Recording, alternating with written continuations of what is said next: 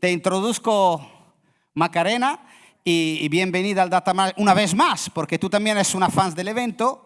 Y a partir de ahora, adelante, ahí tienes el micro. ¿Le enchufáis el micro del atril, por favor? Sí, pero acércate al micro, que si no los amigos de casa no van... O si prefiere el micro de mano, te lo doy, ¿eh? No, me pongo... A ver, pues igual mejor. Sí, mejor, que así puede moverte un poquito más. No me voy a mover mucho porque estoy cojísima, por eso llevo estas zapatillas tan feas, que me he roto un pie hace muy poquito. Pero son muy bonitas, ¿eh? Bueno, solamente deciros que para mí es un orgullo hablar para perfiles como los vuestros. Os voy a contar o a dar una charla que es así, es una charla sobre el futuro. Es más una charla filosófica que otra cosa. Os voy a intentar dar algún punto de vista desde el punto de vista de los datos, pero vamos, que sabéis vosotros mucho más de datos que pueda saber yo hoy por hoy. Yo toda mi vida soy matemática, toda mi vida me he manejado en datos, pero bueno, hoy en día ya estoy en otra cosa. Algunos consejos importantes que os voy a dar. Este es un consejo importante, fijaros. ¿Con qué ojos hay que mirar el futuro? Pues al futuro hay que mirarlo con los ojos de los niños que están por nacer. Esto para vosotros es importante porque si yo os dijera que en el futuro el ser humano no va a pensar, posiblemente todos vosotros que encima sois pensantes, pues me diríais, es que no concibo un ser humano que no piense. Pero claro, si nosotros cada día pensamos menos y cada vez que utilizamos las inteligencias artificiales sin darnos cuenta pensamos menos, que es un hecho, no sé si ya os habéis dado cuenta, pero es algo que es así, pues los niños que nazcan en el futuro, si viven en un mundo en el que no es necesario pensar, por más que nosotros le digamos, pero piensa, que ya verás qué bien que pienses, igual que ahora a la gente joven le decimos tantas cosas, pues este es un punto importante, que sois jóvenes, la mayoría de vosotros sois gente muy joven, acordaros de este consejo. Cuando miro hacia el futuro, incluso de mi compañía, lo importante no es mirarlo desde mis prejuicios, mis sesgos, sino intentar hacer el esfuerzo de ponerme en la piel de esos niños que todavía no han nacido. ¿Por qué? Es un poco esta filosofía, ¿no? Nosotros estamos abriendo ahora una puerta que nos parece fascinante, todo lo que estamos haciendo, pero siempre pensando en el corto plazo. Y la puerta por la que esos niños van a entrar, que va a ser la misma que nosotros estamos abriendo, les va a llevar a un espacio totalmente diferente. Luego tenemos que esto es un punto de no retorno.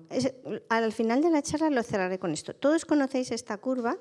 Sabéis que esta curva está ajustada a datos reales. Es la curva según la velocidad a la que va aumentando los cambios tecnológicos. Tiene la característica de que es acelerada, entonces tiene un salto asintótico, que eso es lo que se denomina la singularidad tecnológica, que teóricamente, pues todo pinta así matemáticamente, que eso tendría lugar en el año 2045. No tiene sentido, humanamente hablando. La persona que, o sea, es verdad que esto es así, o sea, que está ajustado a datos reales, pero en realidad, desde el punto de vista de ser humanos, no tiene sentido pensar que va a llegar un momento en el que la velocidad a la que avanza la tecnología se va a disparar al infinito. ¿Cómo se puede eso masticar, ¿no? Luego vais a ver un poco cómo llegamos aquí. Esa aceleración a la vez convive con el hecho de que el ser humano fisiológicamente no está preparado para el cambio acelerado. Fijaros qué cosa tan interesante. Entonces, la primera hipótesis que tengo yo es esta.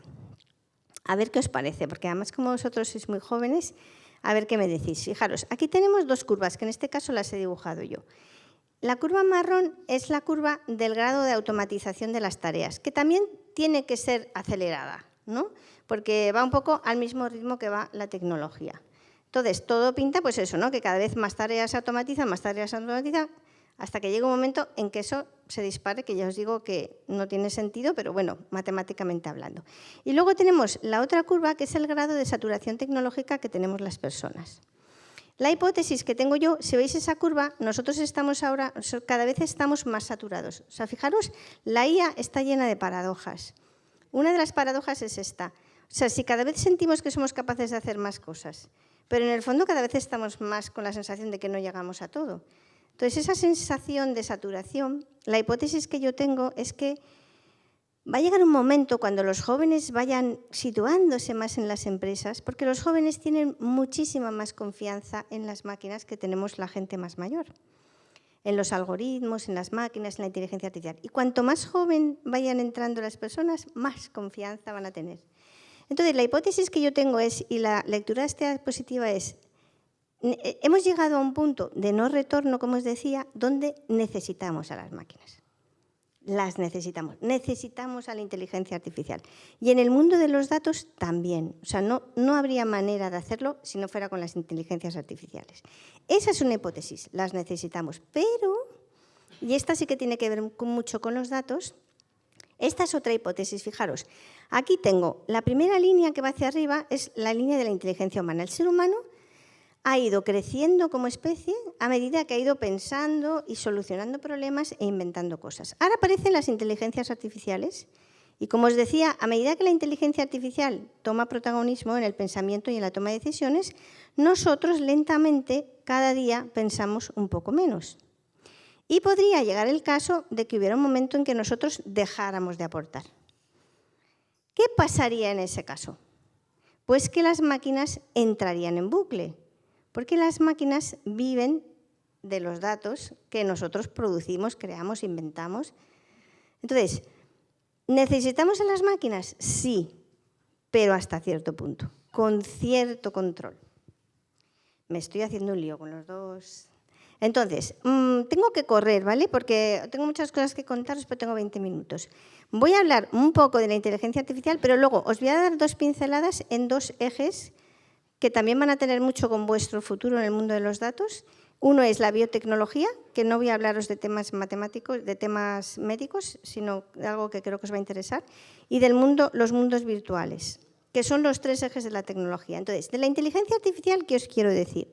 Esto ya lo sabéis, ¿vale? Pero voy a hacer esta pequeña introducción. Si a cualquiera de los lenguajes de inteligencia artificial le preguntamos si conoce Bilbao, nos va a dar un texto de este estilo, ¿no? Bilbao es una ciudad del norte de España, tal, tal.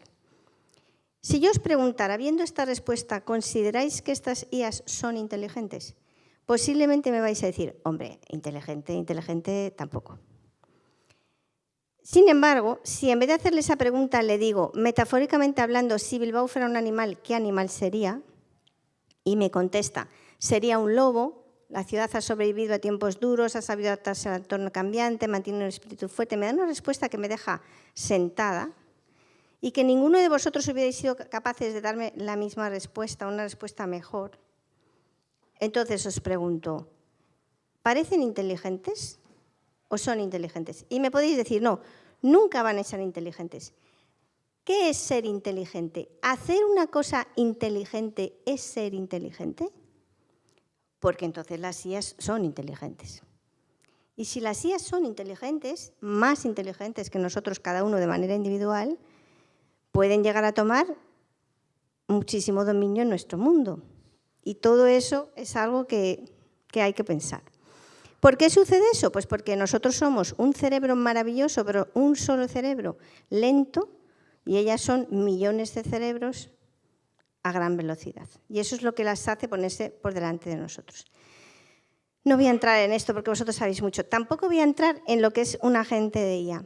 Sí que voy a entrar en lo que son, o sea, hacia dónde va el mundo en cuanto a este tipo de... O sea, ya no los agentes, ¿no? Que ya sabéis que un agente es el conjunto de diferentes IAs conectadas entre sí que son capaces de hacer un montón de cosas.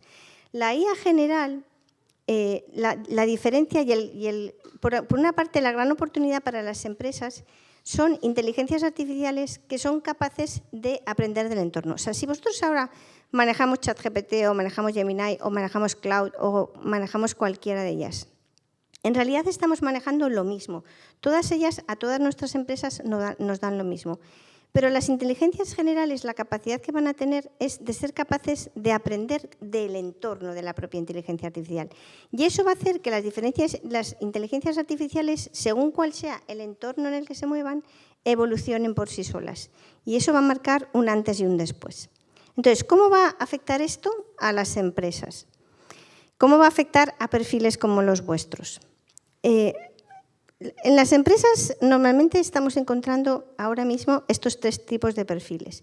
Perfiles como la mayoría de vosotros, perfiles muy expertos. Antes tenías un matemático en la empresa y ya tenías suficiente, pero luego hubo una especie de boom que tenías que tener gente que supiera de redes, de optimización, perfiles muy especialistas. Luego tenemos los del centro, que son los perfiles que se están creando ahora en las universidades, que son perfiles que estudien lo que estudien, tienen una parte de aprendizaje analítico o aprendizaje de programación que van a ir incorporando a las habilidades normales de la propia carrera. Y luego tenemos al resto de personas, que son personas que hay en las empresas que no tienen ninguna relación con los datos, ningún conocimiento, le asusta mucho una reunión en la que se vaya a hablar de datos. Y esos y todos en general van a ser porque todo el mundo va a ser capaz de hacer las cosas que vosotros hacéis porque las entendéis. Pero dentro de unos años todo el mundo va a ser capaz de lo que vosotros hacéis y entendéis, van a ser capaces de hacerlo sin entenderlo, pero lo van a ser capaces de hacerlo. Y esto tiene muchísimas derivadas, ¿no? Porque son cosas que ahora vosotros deberíais de estar decidiendo en vuestras empresas. Por ejemplo, una cosa que ahora se está planteando mucho. En todas vuestras empresas la gente está utilizando estas inteligencias artificiales generativas.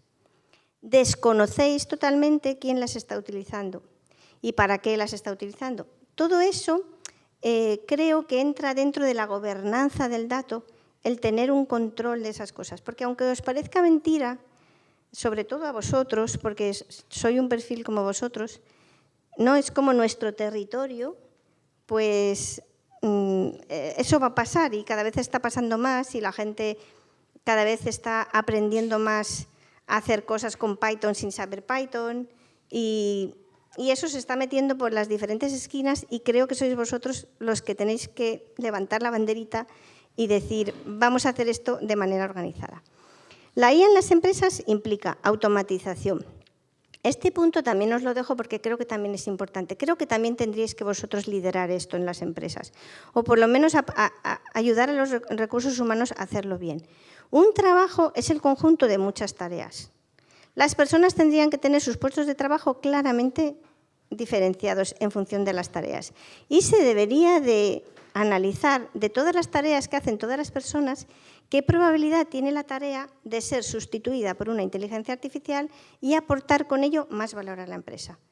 Y hacer un análisis de este estilo creo que también entra dentro de vuestras responsabilidades. Luego tenemos la aumentación, ¿no? Esa sensación que tenemos todos. Esto también es muy importante porque, fijaros, la IA, si tú la usas en tu tema en el que tú eres experto, o sea, si vosotros utilizáis la IA para dibujar, menuda pérdida de tiempo. Un rato que lo pasamos bien, pero nada más. Si vosotros utilizáis la IA para hacer grandes cosas en el mundo de los datos, eso va a aumentaros y a empoderaros. Tiene esa característica. Si la usas en lo que sabes, te empodera. Pero si la usas en lo que no sabes, te hace tonto. Porque como no sabes, te lo vas a creer todo. Aunque también nos lo acabamos creyendo, ¿eh? Fijaros, esto os lo quería también compartir. Yo trabajo, mi empresa es una empresa muy chiquitita, pero tengo algunos matemáticos, ingenieros. Lo primero que hago según entran, en la primera semana no pueden usar Python. Tienen que hacer las cosas con Excel. La mayoría no saben usar Excel. ¿Por qué quiero eso? Porque la gente joven son capaces de hacer 1000 cosas mejor que hago yo en menos tiempo, pero no saben lo que hacen. Entonces, es tan importante pensar, chicos, es tan importante pensar. Otra pista que os doy. ¿Sabéis cuándo más se piensa? Si yo os preguntara a vosotros, si vosotros sois los perfiles que más pensáis, si os preguntara cuánto pensáis a la semana, os diera este ejercicio.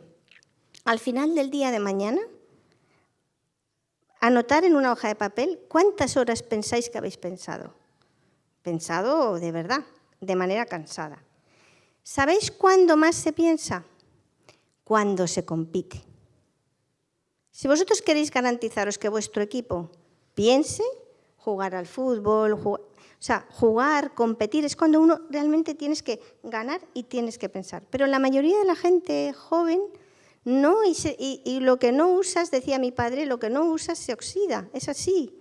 Y si ellos no van a pensar, esos niños que todavía no han nacido, si no hacemos un esfuerzo porque piensen, aunque nos resulte una chorrada, es que la mayoría de la gente joven, ¿sabéis que el otro día se me ocurrió preguntarle a ChatGPT, ¿quién es el dueño de Python? Y me dice, no, Python lo inventó un señor, pero no tiene dueño. Digo, pero entonces, cuando tú usas una función de Python, ¿quién ha hecho esa función? No, pues cualquiera. ¿Quién sabe cuando usamos las funciones de Python? O sea, nos lo creemos a pie juntillas.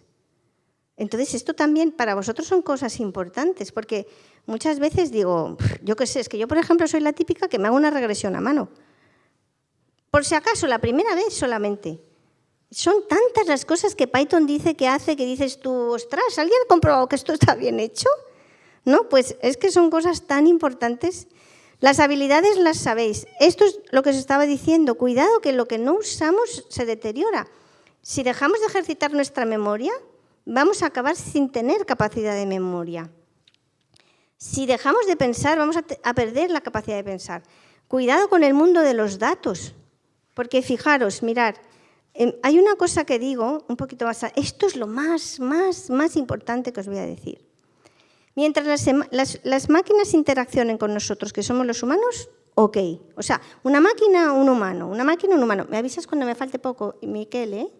No se me vaya a pasar el tiempo. Una máquina, un humano. Pero las máquinas, ¿dónde están cómodas? ¿Con un humano o con otra máquina? Con otra máquina. Entonces, en el mundo de los datos, ¿nosotros qué somos? ¿Estorbo o facilidad para las máquinas? Estorbo.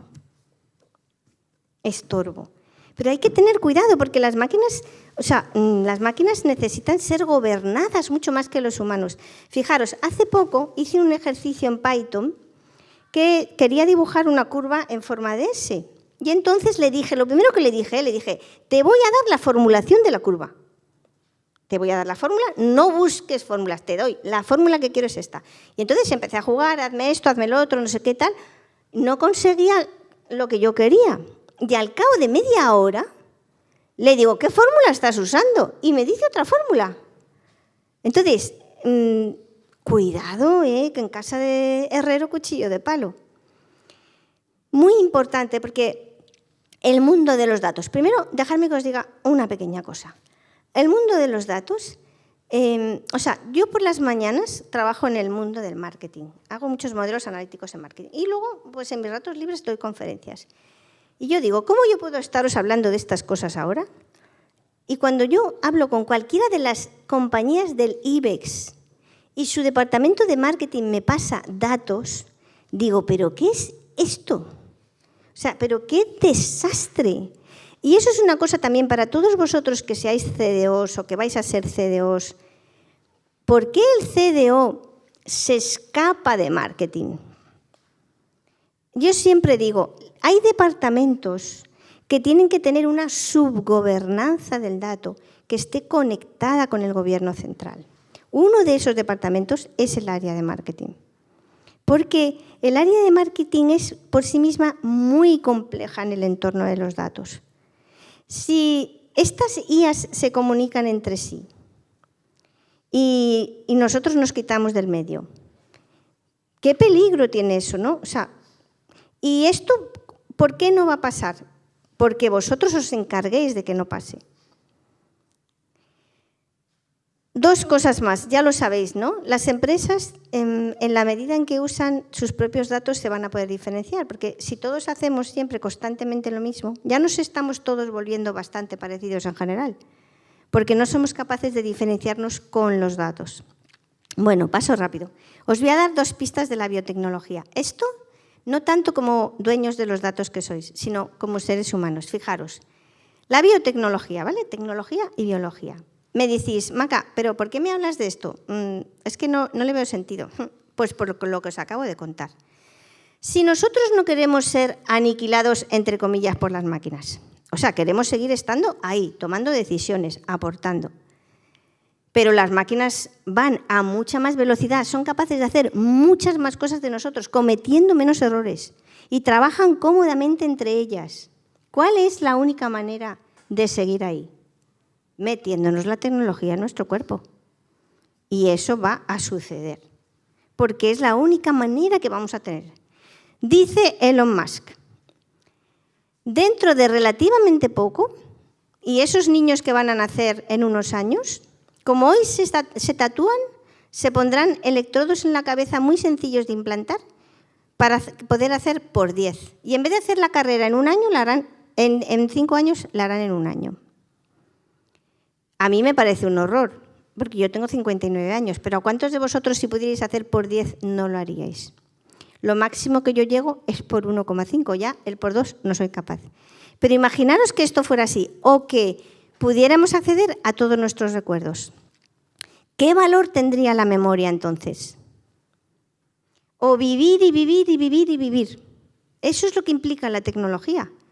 A eso es a lo que nosotros estamos ahora mismo mirando en el futuro. Dice Elon Musk. Para mí Elon Musk es una de las personas que al que más escucho en este caso, ¿no? Con Neuralink, que sabéis que está haciendo un montón de pruebas que están funcionando muy bien. Que en 10 o 15 años tendremos ya los cyborgs entre nosotros. Eso también tiene implicaciones desde el punto de vista de los datos. Porque si todo esto al final, ¿sabéis lo que está haciendo? O sea, nosotros, cuando yo era joven, había mucho más libre albedrío que lo que hay ahora. Desde el momento en que el mundo digital explosionó, en el fondo, ¿sabes? Si yo busco un día una bicicleta, entonces ya siempre me aparecen bicicletas y todo es bicicletas. Y el ser humano va siendo cada vez más igual, todos vamos siendo cada vez más iguales. Pues dentro de nada tendremos también a los cyborgs. ¿Qué podemos hacer? Para mí hay dos grandes cosas a las que tenemos que mirar. Una, la regulación, y otra, las empresas.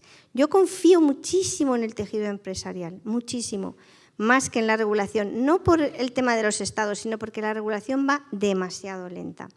Aunque será la propia IA la que en su día sea capaz de organizar una regulación a nivel internacional. Si necesitamos a la IA para todo, y cada vez la vamos a necesitar más. Dos palabras a la virtualidad. Mirad, mucha gente, ahora cuando hablas de la palabra metaverso, la gente dice, no, pero eso me da lo mismo, si es que no necesito que haya un metaverso para contaros lo importante que es este eje. Me imagino que todos vosotros habéis probado las gafas de realidad virtual. La realidad virtual se caracteriza por estas tres variables que tenemos aquí. La presencia, ¿qué significa?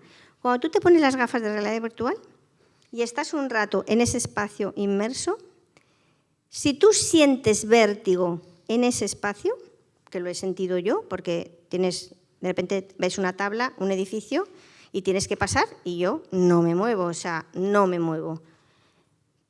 ¿Quién está sintiendo vértigo? Mi yo físico. Mi yo físico.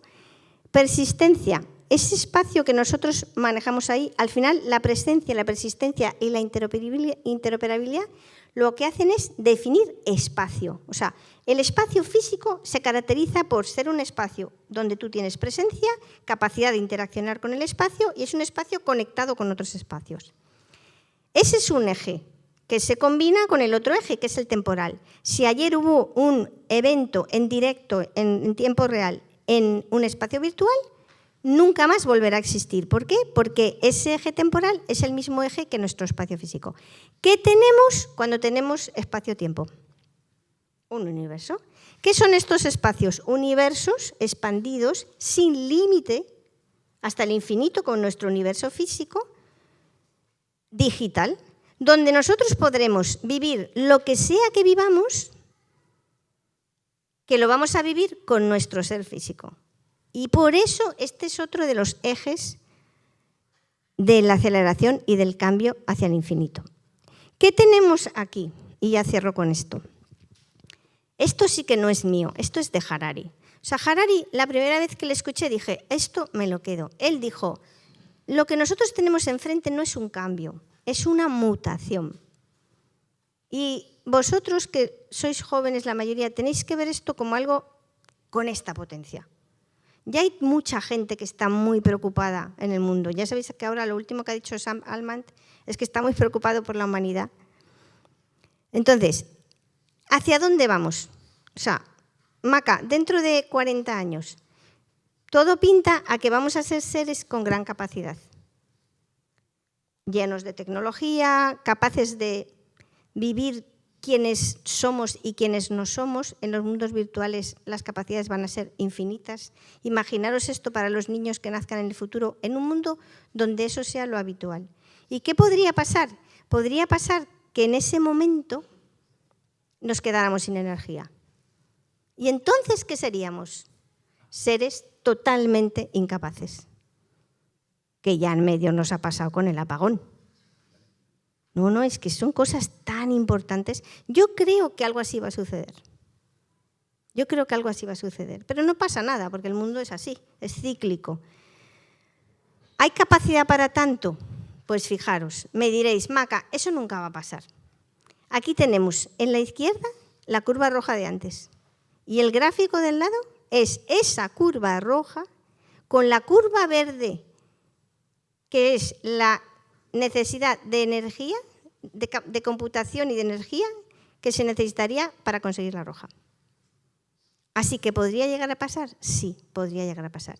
Y otra cosa, muchos de vosotros que sois ingenieros y matemáticos, y esta ya es mi última diapositiva, os decía en un principio, tantos años nos hemos creído la curva de la ley de Moore, tantos años hemos oído hablar de la singularidad tecnológica y nadie se ha parado a pensar y decir, pero si es que esto no tiene sentido, o sea, me da lo mismo que la curva lleve esa pinta. Es que no, o sea, no tiene, eso, no, la velocidad a la que avanza la tecnología no se puede disparar al infinito. ¿Qué va a pasar? Eso va a pasar. Eso tiene que pasar. O sea, todo esto va a llegar a un punto en el que cambie el signo y eso se estabilice. Eso es lo que creo yo que va a pasar. Y también lo cree Sam Altman. Pero he de deciros que lo pensé yo antes, de que él lo comunicara, Bueno, esto es lo que os quería comentar. Espero por lo menos que me quito el sombrero con vuestros perfiles, por lo menos que os haya inspirado un poquito en vuestro mundo de datos. Bueno, gracias, Maca. Gracias. Además, quédate ahí porque ahora está la mesa redonda. Bueno, lo primero que veo que, como siempre, tú y yo tenemos las mismas lecturas. Entonces, bueno, el libro es mío, pero esto no es el de Harari. Vale, pero... bueno, pero a ver, la camiseta Make ETL Great Again es una cosa que veramente de friki de informática. Entonces, por favor, que no te vayas porque tú estás en la mesa redonda. Bego y